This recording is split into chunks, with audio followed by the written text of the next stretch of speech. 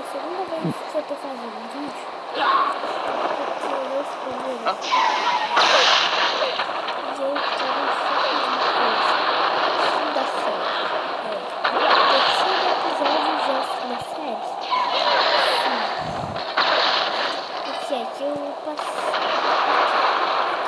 a maior parte desse jogo jogando bosta. Só vou jogar mais umas 3 fases aqui. Só pra vocês.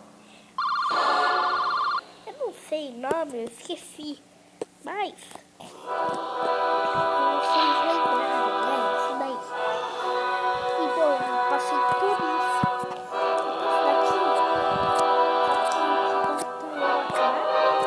Esse era o objetivo desse dois aqui. Não compensa e também não conta.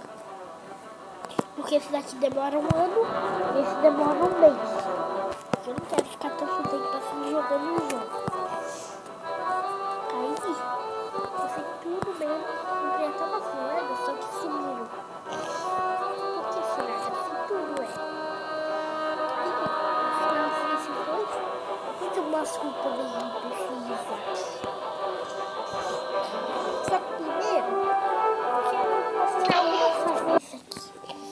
Que eu não joguei com vocês. É 3 estrelas. Esse mais simples. Esse é o mais chato de fazer. Por incrível que pareça.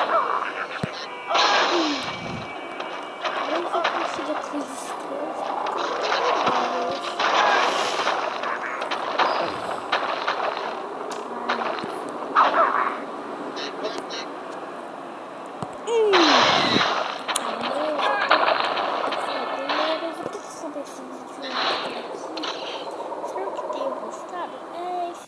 O episódio 3 vai ser um episódio bônus, ok? Pra vocês. Só que eu só queria avisar que a série vai acabar. Pra não acabar com uma série assim do nada, né? Seria um pouco estranho.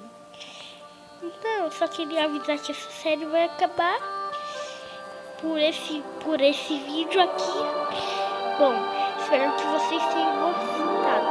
Se inscrevam no canal se ainda não forem inscritos. Deixem um like e falou!